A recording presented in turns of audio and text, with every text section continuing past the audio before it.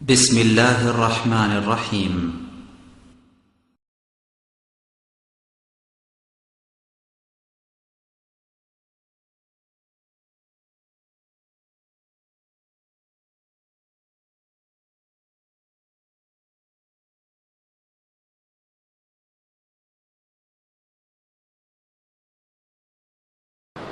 إن الحمد لله نحمده ونستعينه من يهده الله فلا مضل له ومن يضلل فلا هادي له وأشهد أن لا إله إلا الله وحده لا شريك له وأشهد أن محمدا عبده ورسوله أما بعد فإن خير الحديث كتاب الله وخير الهدى هدى محمد صلى الله عليه وسلم وشر الأمور محدثتها وكل محدثة بدعة وكل بدعة ضلالة وكل ضلالة في النار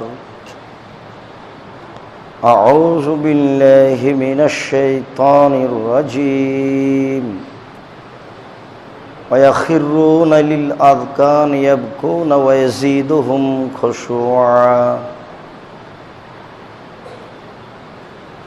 عن أبي هريرة رضي الله تعالى عنه قال قال رسول الله صلى الله عليه وسلم والذي نفسي بيده لو تعلمون ما أعلم لبكيتم كثير ولضحكتم قليل رواه البخاري ومسلم عن أبي هريرة رضي الله تعالى عنه قال قال رسول الله صلى الله عليه وسلم ثلاثة مهلكة وثلاثة منجية فأما المنجية تقوى الله في السر والعلانية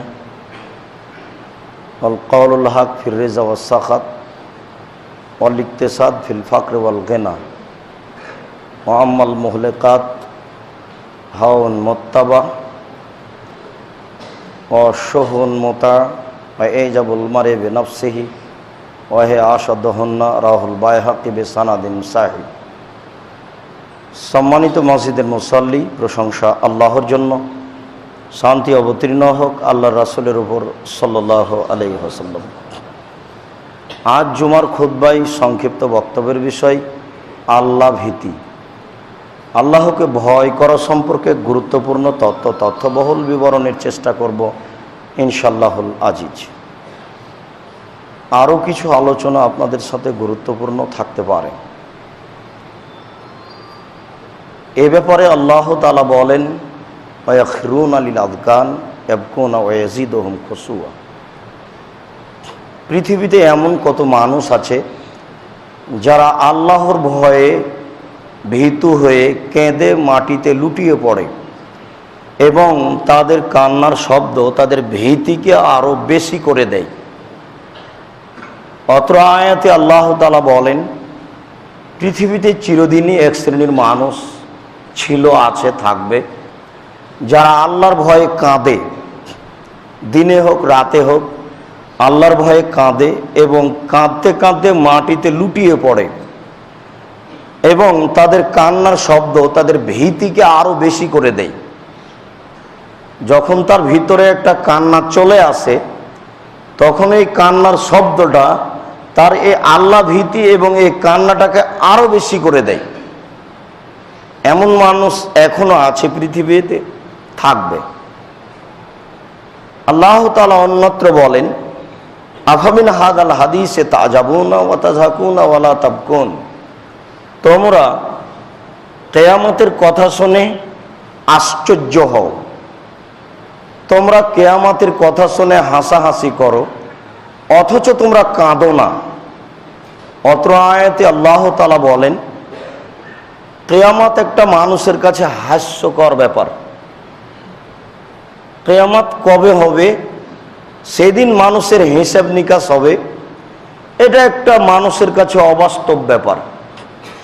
যেহেতু মানুষ কিয়ামতের মূল্যায়ন করে না, এর একটা হাসির ব্যাপার মনে করে, কাজেই তারা কান্নাকাটি করে না।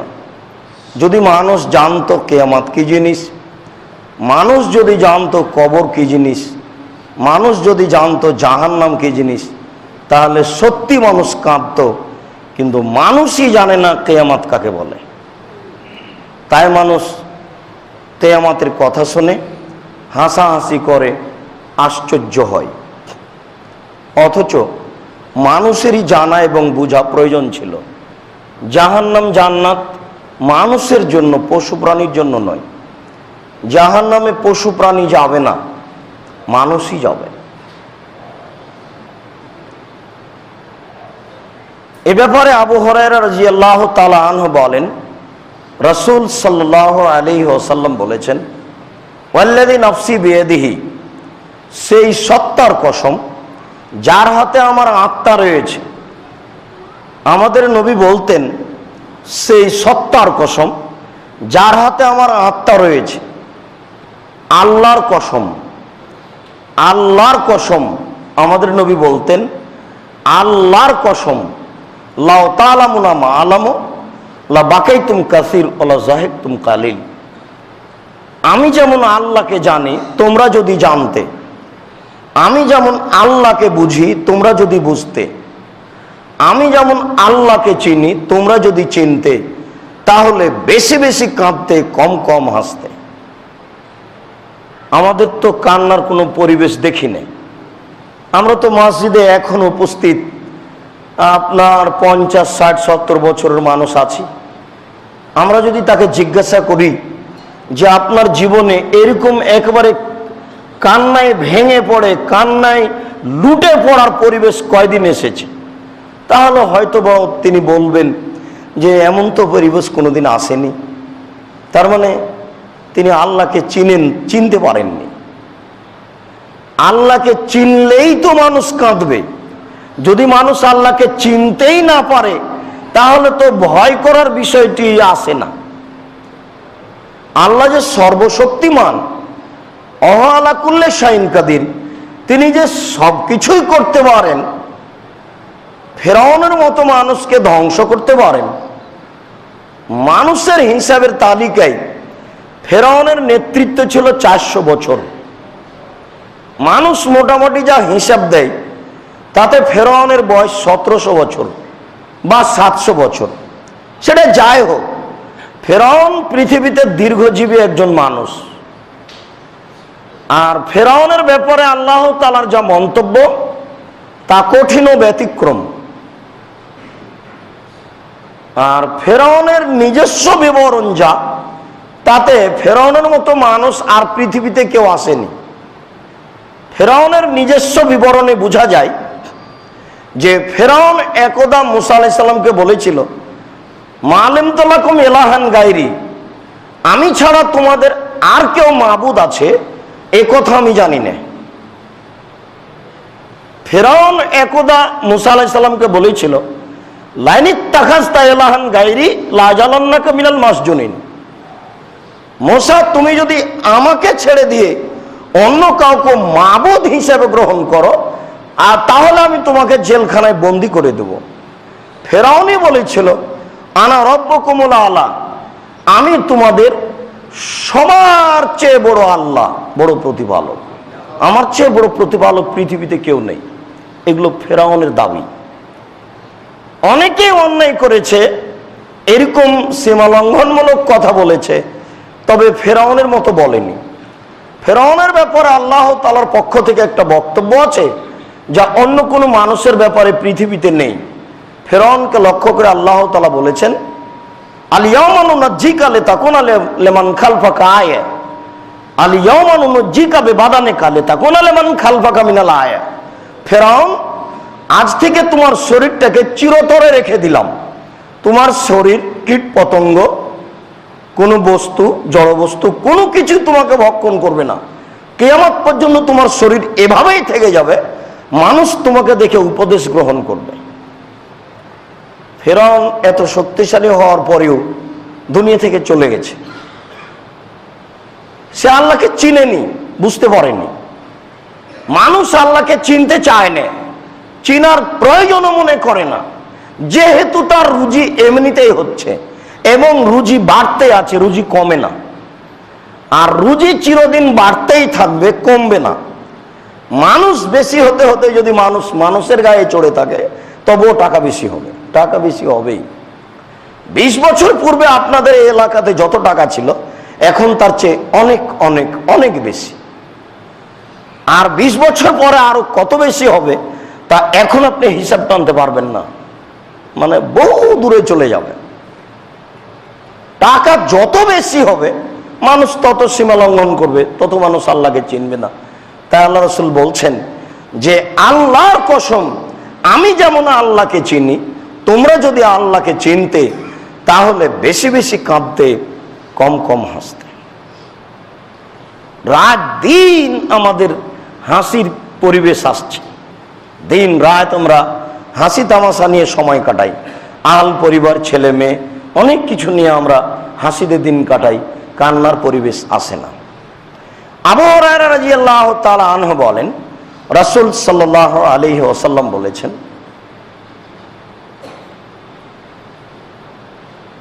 আল ইয়াউমা লা জিল্লা ইল্লা জিল্লুহু,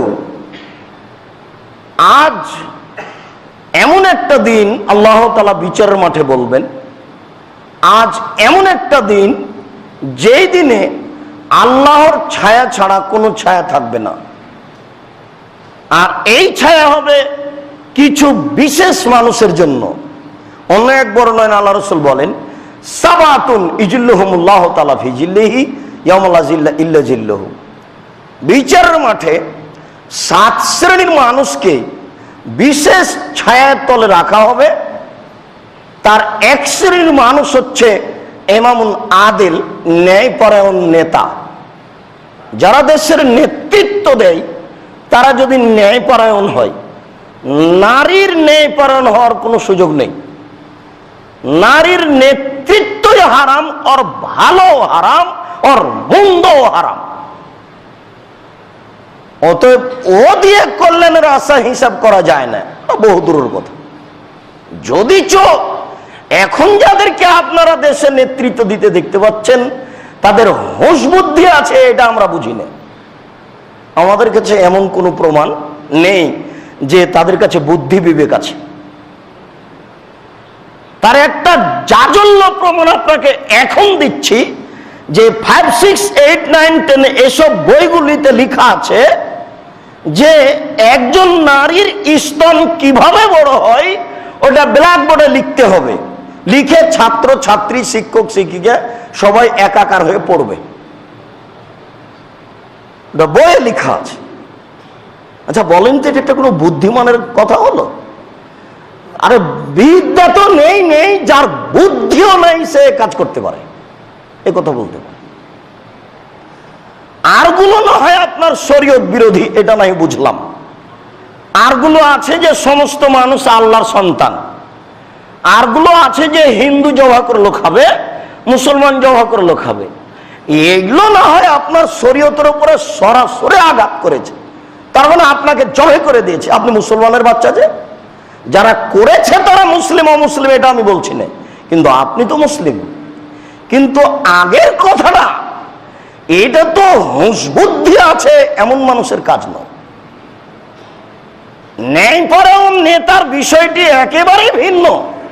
আবু যার গেফারি বলেছিলেন, আল্লাহ রাসূল আমাকে আমার এলাকার একটু নেতা করে দেন না। তো আল্লাহ রাসূল বলছেন যে আবু যার, তুমি যে পারবা না, নেতৃত্ব খুব কঠিন জিনিস। কোন মানুষকে যদি 2 জনের নেতা করা হয় তাহলে তাকে ছুরিবিহীন জবে করা হলো। কাউকে যদি 2 জনের নেতা করা হয় তাহলে তাকে ছুরিবিহীন জবে করা হলো।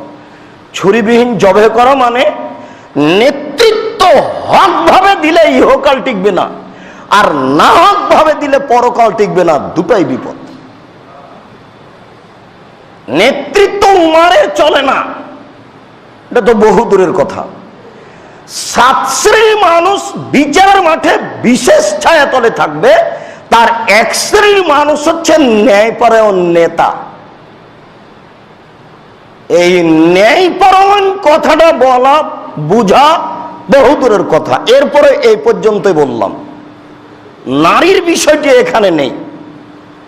একজন মেয়ে মানুষ যদি নারী নেত্রী হয় বাংলাদেশে, একজন মেয়ে মানুষ যদি মেম্বার হয়, একজন মেয়ে মানুষ যদি বাংলাদেশে মেম্বার হয়, তাহলে সারা দেশের উপরে গজব নাজিল হবে, সারা দেশের উপরে গজব নাজিল হবে, সারা দেশের উপরে গজব নাজিল হবে।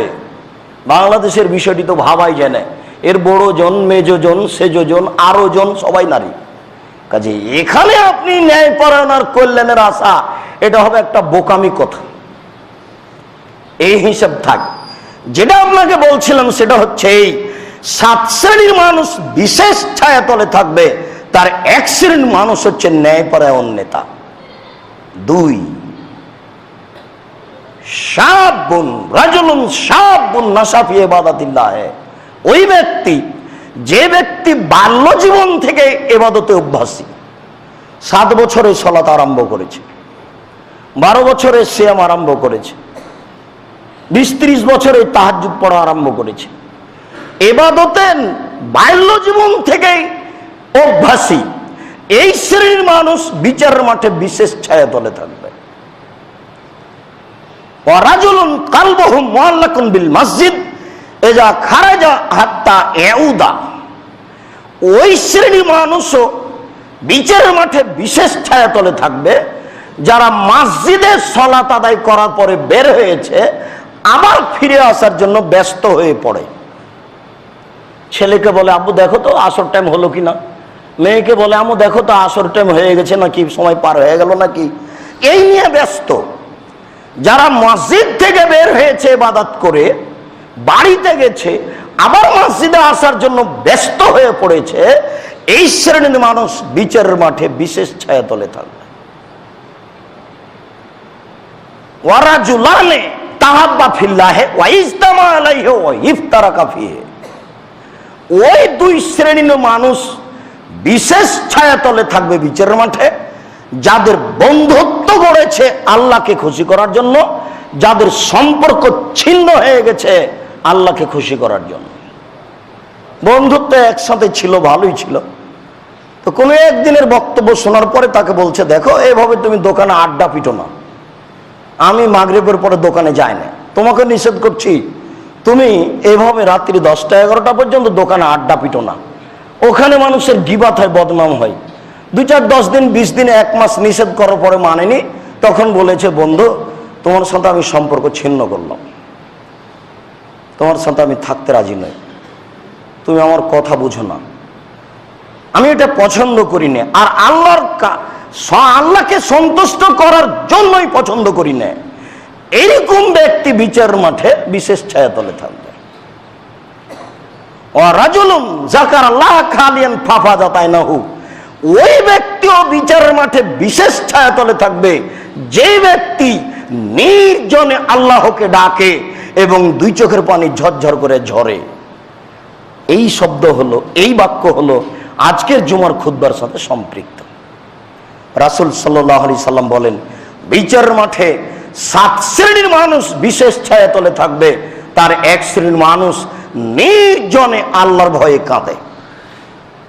কোনোদিন আপনার ঘটে রাত 2টার সময়তে উঠেছেন, ও ঘরে আপনার বউ নাই, ছেলে মেয়ে নেই, দরজাটা বন্ধ করে দিয়ে 2 রাকাত সালাত আদায় করে কান্নাকাটি করছেন, এরকম হয় কোনোদিন? যদি না হয়ে থাকে তাহলে আপনি এখন নিজেকে মুমিনের পরিচয় দিতে পারেননি, আপনার জীবনে এমনিতেই চলছে। ওই শ্রেণীর মানুষ বিচারের মাঠে বিশেষ ছায়াতলে থাকবে যারা নির্জনে আল্লাহকে ডাকে এবং 2 চোখের পানি ঝরঝর করে ঝরে, তারা থাকবে বিচারের মাঠে বিশেষ ছায়াতলে। যদি আপনাকে আমি বিচারের মাঠ বোঝাতে অক্ষম, বিচারের মাঠ কত কঠিন এতটুকু আপনাকে বলে রাখতে পারি, কবর যত কঠিন কিয়ামত তার চেয়ে অনেক বেশি কঠিন, কিয়ামত যত কঠিন জাহান্নাম তার চেয়ে অনেক অনেক অনেক বেশি কঠিন।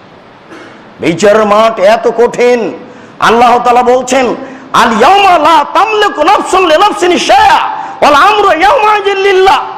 আজ কোন মানুষের কোনো উপকার করতে পারবে না, একচ্ছত্র মালিকানা আমার হাতে থাকবে, আমি যা করব তাই হবে। এখানে কারো কোনো ব্যক্তিগত ক্ষমতা চলে না, কোনো মানুষের উপকার করতে পারবে না। এর নাম বিচারের মাঠ। ওটার বাস্তবতা ছাড়া বোঝানো খুব কঠিন। আল্লাহ রসুল বলছেন তদিন শামসু কামেকদের মাইলিন, সেদিন সূর্য মানুষের মাথার উপরে হবে, 1 মাইল উপরে থাকবে। সেদিন মানুষের চতুর্দিকে আগুন থাকবে। সেদিন মানুষের পরনে কাপড় থাকবে না, ল্যাংটা হয়ে মানুষ ছুটে দৌড়াবে। সেদিন মানুষকে সরু চুলের মতো রাস্তার উপর দিয়ে হাঁটতে বলা হবে, যেটা আগুনের উপরে রেডি করা আছে। যেদিন মানুষ এদিক ওদিকে ছুটে বেড়াবে, ছেলে মেয়ের সাথে মেয়ে ছেলের সাথে সাক্ষাৎ করবে না, একজন আর একজনকে দেখলেই ভয় পাবে, সে অবস্থা আপনাকে বোঝানো খুব কঠিন। রাসূল সাল্লাল্লাহু আলাইহি ওয়াসাল্লাম বলেন, ও রাজুলুন দাতু জাত হাসাবিন ও জামালিন ফাকালা ইন্নী আখাফুল্লাহ, ওই শ্রেণীর মানুষও বিচার মাঠে বিশেষ ছায়াতলে থাকবে, যারাকে সম্ভ্রান্ত পরিবারের সুন্দর নারী জেনার দাওয়াত দেয়, তখন ওই লোক বলে আমি আল্লাহকে ভয় করি। এটা খুব কঠিন। রাতে কাঁদা যায়, আজকে আপনি রাতে কাঁদতে পারবেন, এটা সহজ। কিন্তু মোবাইলে মেয়ের সাথে গল্প বন্ধ করা সহজ নয়, এটা খুবই কঠিন। আপনি তোবা করে দেখেন, হাজারো বার তোবা কেটে যাবে। নারী এমন আশ্চর্য ধরনের জিনিস, টাকা এমন আশ্চর্য ধরনের জিনিস, মানুষের ঈমান হারায় নারীর কাছে ও টাকার কাছে। টাকা যেখানে মানুষ সেখানে ঈমান সহ থাকে না মানুষ, নারী যেখানে মানুষ সেখানে ঈমান সেখানে থাকে না। আজকে রাতে আপনি আল্লাহর দরবারে কেঁদে প্রার্থনা করতে পারবেন, এটা সহজ। কিন্তু মোবাইলে নারীর সাথে যে গল্প আছে এটা বন্ধ করতে পারবেন না, এটা সহজ নয়, এটা খুবই কঠিন। এটা ঈমানের হার খুব বেশি না হলে এখানে টিকা যায় না। আল্লাহর নবী বলছেন, সম্ভ্রান্ত পরিবারের সুন্দরী নারী কোন মানুষকে জেনার দাওয়াত দিল, তখন সে বলে আমি আল্লাহকে ভয় করি, এই শ্রেণীর মানুষ বিচারের মাঠে বিশেষ ছায়াতলে থাকবে। তিনি 7ম শ্রেণীর মানুষ উল্লেখ করে বলেন যে যারা দান করে, প্রকাশ্যে দান করে না, গোপনে দান করে, তারাও বিচারের মাঠে বিশেষ ছায়াতলে থাকবে। বলছিলাম, সম্মানিত মসজিদের মুসল্লি, আবু হুরায়রা রাদিয়াল্লাহু তাআলা আনহু বলেন, রাসূল সাল্লাল্লাহু আলাইহি ওয়াসাল্লাম বলেছেন, কানা রাজুলুন ফি জামানিন মাজি, অতীতে একটা লোক ছিল, আসরাফ আলা নাফসিহি, সে নিজের প্রতি খুব বেশি অত্যাচার করেছিল। সে মনে করেছিল যে তার চেয়ে বড় অপরাধী দুনিয়াতে কেউ নেই। আওসালে বানি হে, সে তার ছেলেদের উপদেশ দিয়ে বলেছিল, ছেলেরা আমরা শোনো, ছেলেরা আমার শোনো, আমি যখন মারা যাব তখন তোমরা আমাকে আগুন দিয়ে জ্বালিয়ে অর্ধেক চাই পানিতে ফেলে দিও, অর্ধেক চাই মাটিতে ফেলে দিও। এই যে মাতা আবু কম, যখন তোমাদের পিতা মারা যাবে, ফারকু, তোমরা তাকে আগুন দিয়ে জ্বালিয়ে দাও। ফাজরু নিসফাউ ফিল বাররে অনিসফাউ ফিল বাহরে, অর্ধেক চাই পানিতে ফেলে দিবা, অর্ধেক চাই মাটিতে ফেলে দিবা। কেন? লাইন কাদার আল্লাহ আলাইহে লাইয়াযিবহু লাইয়াযিবু আহাদান ফিল আলাম, যদি তোমাদের পিতাকে আল্লাহ ধরতে পারেন তাহলে এত কঠিন শাস্তি দিবেন, পৃথিবীর কোন মানুষকে আল্লাহ অত কঠিন শাস্তি দিবেন না। তার ধারণায় সে সবচেয়ে বড় পাপী।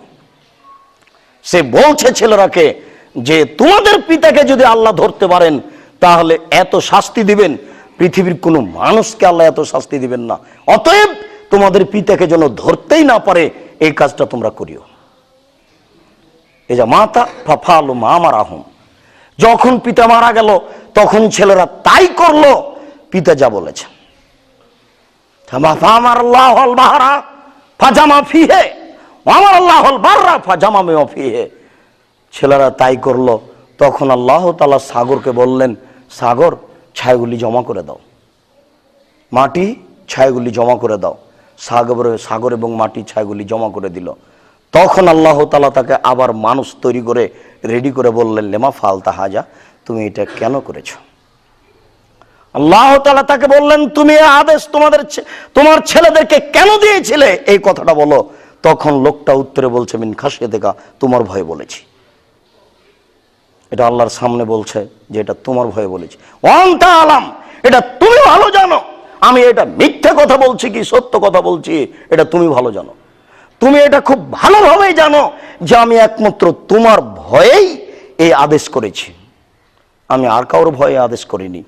তখন আল্লাহ তাআলা বললেন, আচ্ছা ঠিক আছে, গাফারতু লাকা, তাহলে আমি তোমাকে মাফ করে দিলাম, যেহেতু তুমি আমার ভয়ে করেছো। মানুষ বুঝে না আল্লাহর ভয়। মানুষ যদি আল্লাহর ভয়ে কোনো অন্যায় ত্যাগ করত, তাহলে আল্লাহ তাকে সহজে মাফ করে দিতেন। কিন্তু মানুষ অন্যায় বুঝে না, আল্লাহর ভয়ও বুঝে না। প্রত্যেক দিন ভোর রাত্রে রাতের 3 ভাগের 2 ভাগ পার হয়ে গেলে আল্লাহ তাআলা সপ্তম আকাশ থেকে প্রথম আকাশে নেমে আসেন এবং আজান পর্যন্ত চিৎকার করে ডাকতে থাকেন, মায়াদুনি ফাস্তাজিবা লাহু, মায়াসআলুনি ফাউতিয়াহু, মায়াস্তাগফিরুনি ফাগফিরলাহু। কে আমার কাছে ক্ষমা ভিক্ষা চাই, আমি তাকে ক্ষমা করে দিব। কে আমাকে ডাকে, আমি তার ডাকে সাড়া দিব। কে আমার কাছে কিছু চাই, যে যা চায় আমি তাকে তাই দিয়ে দিব। আদম সন্তান বড় নিমুখ আরাম, ও তো টিভিটা বন্ধ করেছে রাত 2টায়, ও কি করে রাত 3টায় আল্লাহকে ডাকবে? প্রশ্ন আসে না। এ নিমুখ আরাম, এ আল্লাহর খাই এবং রাত 3টায় টিভি বন্ধ করে। ও ধর্মকর্ম কি বুঝে? ও আল্লাহর 5 পয়সা দাম দেয় না। অথচ আল্লাহর নবী বলছেন, যে আল্লাহ রাসূল বলেছেন যে রাতের 3 ভাগের 2 ভাগ পার হয়ে গেলে আল্লাহ সপ্তম আকাশ থেকে নিচে এসেন, নিচের আকাশে নেমে আসেন।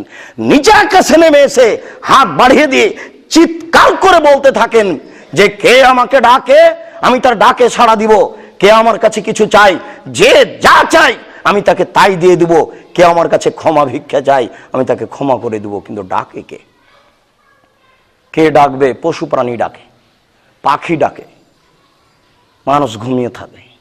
ঘুমালো তো একটু আগে, ঘুমাতে হতো এশার পরে। আল্লাহ রাসূল বলেছেন এশার পরে কথা বলা ঠিক নয়। আল্লাহ রাসূল এশার পরে কথা বলাকে ঘৃণা করতেন। অথচ আপনি একটা নগদ মানুষ, দোকানে বসে আছেন 12টা পর্যন্ত, রাত্রি 12টা পর্যন্ত। আপনি কি ধর্মকর্মের দাম দিবেন? আল্লাহর কি আপনি দাম দিতে পারেন? আল্লাহকে আপনি চিনেন না, বুঝেন না, যে জন্য এভাবে ঘটছে। ভাবা দরকার। আবু হুরায়রা রাদিয়াল্লাহু তাআলা আনহু বলেন, রাসূল সাল্লাল্লাহু আলাইহি ওয়াসাল্লাম বলেছেন, 3 শ্রেণীর মানুষ, 3 জন মানুষ একটা গর্তে আটকা পড়েছিল। 3 জন মানুষ একটা গর্তে আটকা পড়ে 3 জনের একজন বলেছিল, আল্লাহ আমি আমার পিতামাতাকে ভালোবাসতাম, এর বিনিময়ে তুমি আমাদেরকে এই বিপদ থেকে বাঁচাও। আল্লাহ বললেন, আচ্ছা ঠিক আছে, তাই করলাম। 3 জনের দ্বিতীয় জন বলল, আল্লাহ আমার বোনের সাথে আমার একটা ভালো সম্পর্ক ছিল, আমি তার সাথে অন্যায় করতে চেয়েছিলাম, ও আমাকে বলেছিল এভাবে টাকা সংগ্রহ করতে পারলে আমি তোমার এই কথাতে সম্মতি জানাবো। আমি টাকা সংগ্রহ করে তার কাছে গেছিলাম। তারপরে সে বলল, দেখো তুমি আল্লাহকে ভয় করো। এই কথা বলার সাথে সাথে আমি তোমার ভয় এখান থেকে উঠে গেছিলাম। 3 জনের তৃতীয় জন বলল, আল্লাহ ইস্তাজারতু আজিরান, আমি একটা লোককে কাজের জন্য নিয়েছিলাম, সে অর্ধদিন কাজ করলো, তারপরে অসন্তুষ্ট হলো, সে চলে গেল। আমি তাকে পয়সা দিতে চেয়েছিলাম, সে নেয়নি। বহুদিন পরে এসে একদিন পয়সা চাইলো। আমি বললাম, খুজ হাজাকুল্লাহু, এই অর্থ সম্পদ গরু ছাগল যা আছে সব নিয়ে নাও। তো আমাকে বললো, আমাকে নিন্দা করবেন না, আমি একদিনের টাকা চাচ্ছি। তখন আমি বললাম, না দেখো, তোমার একদিনের টাকা দিয়ে আমি এগুলো সব করেছি, তুমি নিয়ে যাও। সব নিয়ে চলে গেল। এরপরে বলছে, আল্লাহুম্মা ইন কুনতা তাআলাম, হে আল্লাহ তুমি যদি এটা জেনে থাকো যে ফালতু হাজা, আমি এই কাজটা করেছি রাজা রাহমাতেকা খাসিয়াত আযাবেকা, তোমার রহমতের আশায় এবং তোমার শাস্তির ভয়ে, তোমার শাস্তির ভয়ে আজকে এই কাজটা করেছি, তাহলে তুমি আজকে বিপদ থেকে বাঁচিয়ে দাও। আপনি যদি আল্লাহর ভয়ে কোনো কাজ করে থাকেন, যে কোনো বিপদে আপনি আল্লাহকে ডাকলে আল্লাহ আপনার ডাকে সাড়া দিবে। কিন্তু আপনি আল্লাহর ভয়ে কোন কাজটা করেছেন এটা আপনার জীবনে মনে পড়ে কি? কোন কাজটা আপনি আল্লাহর ভয়ে করেছেন? কোন পাপটা আপনি আল্লাহর ভয়ে ছেড়ে দিয়েছেন? এরকম গোটা জীবনটাকে টেনে দেখেন যে আপনি এরকম পেশ করতে পারেন কিনা। দেখেন 3 জনের একজন বলছে যে আমি তোমার ভয়ে কাজটা করেছি, একদিনের পয়সা দিয়ে লক্ষ টাকা করেছি, সব টাকা তাকে দিয়ে দিয়েছি, তোমার রহমতের ভয়ে, তোমার শাস্তির ভয়ে, তোমার রহমতের আশায়, তোমার শাস্তির ভয়ে। তো আল্লাহ বলেন, আচ্ছা ঠিক আছে, তুমি এটা ঠিক বলছো, তোমাকে বিপদ থেকে আমি বাঁচিয়ে দিলাম। আল্লাহর ভয়ে যদি মানুষ কাজ করে তাহলে আল্লাহ তার কথা শুনবেন। কিন্তু মানুষ বুঝে না আল্লাহর ভয় কাকে বলে। আল্লাহ আমরা মানুষ, আমাদের যেটুকু বুঝতে ভুল আছে সেটুকু দূর করে দিয়ে তুমি আমাদের সম্মতি দান করো। তোমার ভয় করে আমরা পরকাল কিনতে চাই, তুমি আমাদের কবুল করো। আল্লাহুম্মা আমিন। আল্লাহুম্মা সাল্লি আলাইহি আল্লাহুম্মা বারিক আলাইহি।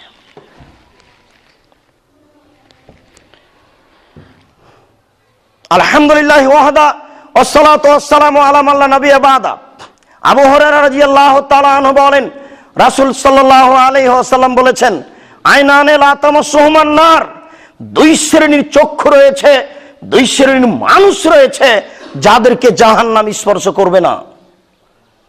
এক, আইনুন বাকাত মিন খাশিয়াতিল্লাহ, ওই চক্ষু, ওই শ্রেণীর মানুষ, যেই শ্রেণীর মানুষ আল্লাহকে ভয় করে, এই শ্রেণীর মানুষ জাহান্নামে যাবে না।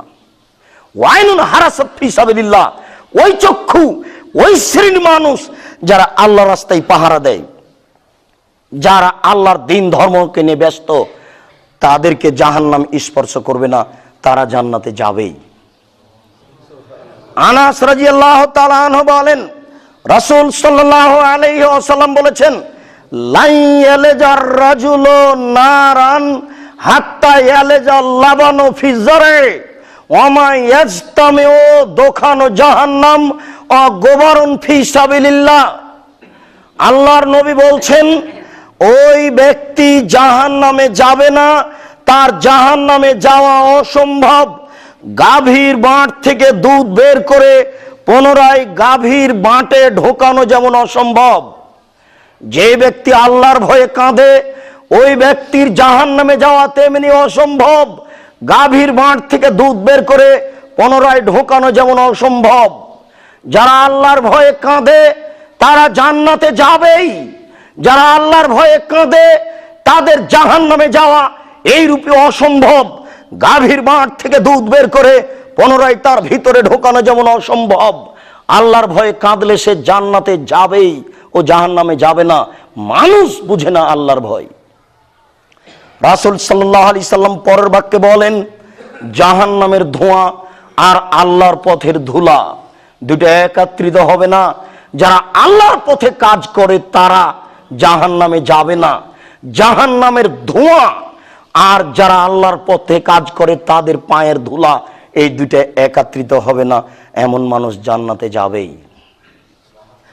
আবু হুরায়রা রাদিয়াল্লাহু তাআলা আনহু বলেন, রাসূল সাল্লাল্লাহু আলাইহি ওয়াসাল্লাম বলেছেন, লাইসা শাইউন আহাব্বা ইলাল্লাহি মিন কাতরাতাইনি ওয়া দামাইনি মিন কাতরাতাইনি ওয়া আসারাইনি। রাসূল সাল্লাল্লাহু আলাইহি ওয়াসাল্লাম বলেন, আল্লাহর নিকটে দুইটি ফোঁটা, দুইটি বিন্দুর চেয়ে আর দুইটি চিহ্নর চেয়ে আর কোন জিনিস প্রিয় পৃথিবীতে নেই। দুইটি ফোঁটা আল্লাহর কাছে যত প্রিয়, পৃথিবীর কোন বস্তু আল্লাহর কাছে তত প্রিয় নয়। কাতরাত দামিন মিন খাশিয়াতিল্লাহ, কাতরাত দমইন মিন খাশিয়াতিল্লাহ, আল্লাহর ভয়ে চোখের এক ফোঁটা পানি আল্লাহর কাছে যত প্রিয়, পৃথিবীর কোন আমল আল্লাহর কাছে তত প্রিয় নয়। 3 লক্ষ টাকা খরচ করে হজ করে এই কাজ আল্লাহর কাছে যত প্রিয়, রাতের অন্ধকারে এক ফোঁটা পানি চোখ থেকে ঝরিয়ে ফেলা আল্লাহর কাছে তার চেয়ে অনেক অনেক অনেক বেশি প্রিয়। লক্ষ কোটি টাকা দান করা আল্লাহর কাছে যত প্রিয়, রাতের অন্ধকারে আল্লাহর ভয়ে এক ফোঁটা চোখের পানি বের করা তার চেয়ে অনেক অনেক অনেক ভালো। সারাদিন সিয়াম রেখে আল্লাহকে যত সন্তুষ্ট করা যায়, রাতের অন্ধকারে এক ফোঁটা চোখের পানি ফেলে আল্লাহকে তার চেয়ে অনেক অনেক অনেক বেশি সন্তুষ্ট করা যায়। এক ফোঁটা চোখের পানির বিনিময়ে আল্লাহকে যত সন্তুষ্ট করা যায়, পৃথিবীতে আর কোনো কাজই নাই, পৃথিবীতে আর কোনো আমলই নেই যে আমলের বিনিময়ে আল্লাহকে তত সন্তুষ্ট করা যায়। আদম সন্তান বুঝে না আল্লাহর ভয় কাকে বলে। 2, এক ফোঁটা রক্ত আল্লাহর পথে, এক ফোঁটা রক্ত আল্লাহর পথে বের করা যত প্রিয়, পৃথিবীর সমস্ত কাজ আল্লাহর কাছে তত প্রিয় নয়। পৃথিবীর কোনো আমলই আল্লাহর কাছে তত প্রিয় নয়, আল্লাহর পথে এক ফোঁটা রক্ত ফেলা যতটুকু প্রিয়। পরের 2টি বাক্য আল্লাহ রাসূল বললেন, ওয়াসারুন ফি ফারিজাতিন মিন ফারাইজিল্লাহ, আল্লাহর দ্বীন বাস্তবায়ন করতে গিয়ে, ইবাদত করতে গিয়ে শরীরের কোনো চিহ্ন আল্লাহর কাছে যত প্রিয়। সিজদা করতে করতে কপালে দাগ হয়ে যায়, বসে তাসবিহ তাহলিল জিকির আজকার করতে করতে পায়ের টাকনুতে দাগ হয়ে যায়, এই দাগ আল্লাহর কাছে যত প্রিয়, পৃথিবীর কোনো ইবাদত আল্লাহর কাছে তত প্রিয় নয়, পৃথিবীর কোনো আমলই তার কাছে তত প্রিয় নয়। আল্লাহর পথে নেমে গিয়ে কোনো জায়গা কেটে গেছে, ফেটে গেছে, এই দাগ আল্লাহর কাছে যত প্রিয়, পৃথিবীর কোনো আমল আল্লাহর কাছে তত প্রিয় নয়। মানুষ বুঝে না আল্লাহর কাছে কোনটা আমল বেশি প্রিয়? উকবা বিন আমির রাদিয়াল্লাহু তাআলা আনহু বলেন, রাসূল সাল্লাল্লাহু আলাইহি সাল্লামকে জিজ্ঞাসা করা হলো, মান নাজাত, আল্লাহ রাসূল বাঁচার পথ কি, আমরা কিভাবে জাহান্নাম থেকে বাঁচতে পারি? তখন আল্লাহ রাসূল তিনটি কাজের কথা বললেন।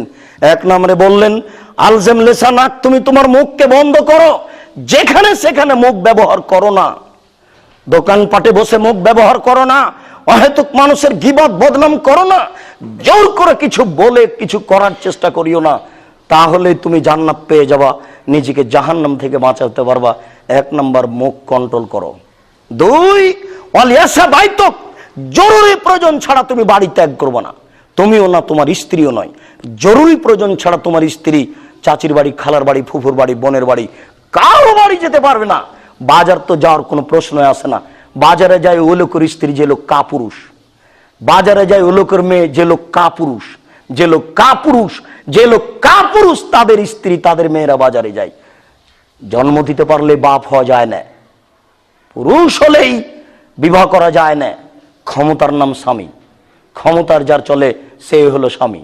এই জন্য আল্লাহ রাসূল বারবার বলেছেন, দেখো ক্ষমতা ছাড়া বিবাহ করো না। ক্ষমতা ছাড়া বিবাহ করলে তোমার স্ত্রী দ্বারা হাজারো মানুষ পাপী হবে, হাজারো মানুষ জাহান্নামে যাবে তোমার স্ত্রী দ্বারা, আর তুমি তাহাজ্জুদ পড়ে জান্নাত কিনতে চাও? মানে আশ্চর্য! তোমার ল্যাংটা বেটিকে দেখে হাজারো মানুষ জাহান্নামে চলে যাচ্ছে, আর তুমি তাহাজ্জুদ পড়ে জান্নাত কিনতে চাচ্ছ? তাহাজ্জুদ তোমার টিকবে না, তোমাকে আগে জাহান্নামে যেতে হবে, তারপরে ওই লোকগুলি যাবে। কেন? ওরা জাহান্নামে চলে গেছে তোমার বেটির কারণে। জরুরি প্রয়োজন ছাড়া কোনো মানুষ এবং তার পরিবার বাড়ি ত্যাগ করতে পারে না।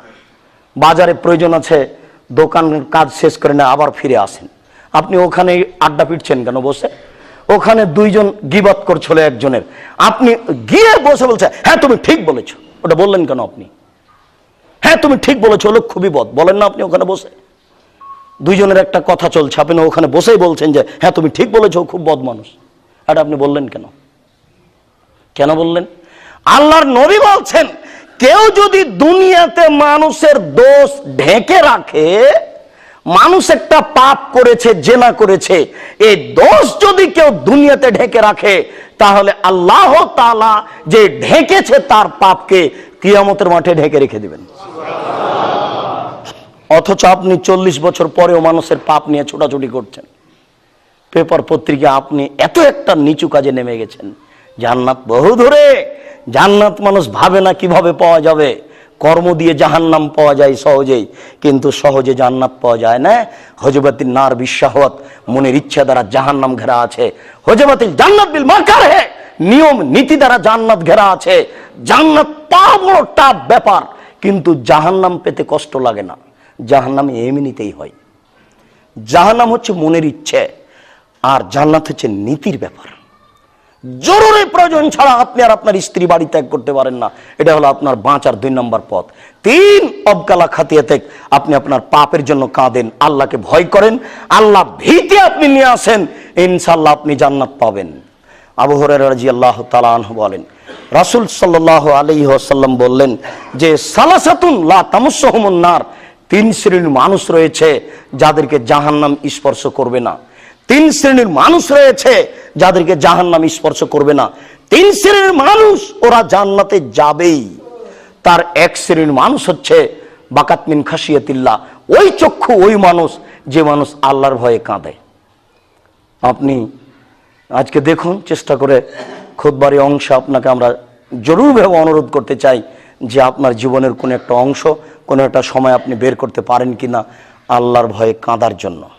আল্লাহ তাআলা বলছেন, আদম সন্তান, তোমরা যদি আমার জন্য একটু সময় বের করো, তাহলে আমি তোমার হাতকে টাকা দিয়ে পূর্ণ করে দেব, আর তোমার দারিদ্রতা আমি বন্ধ করে দেব।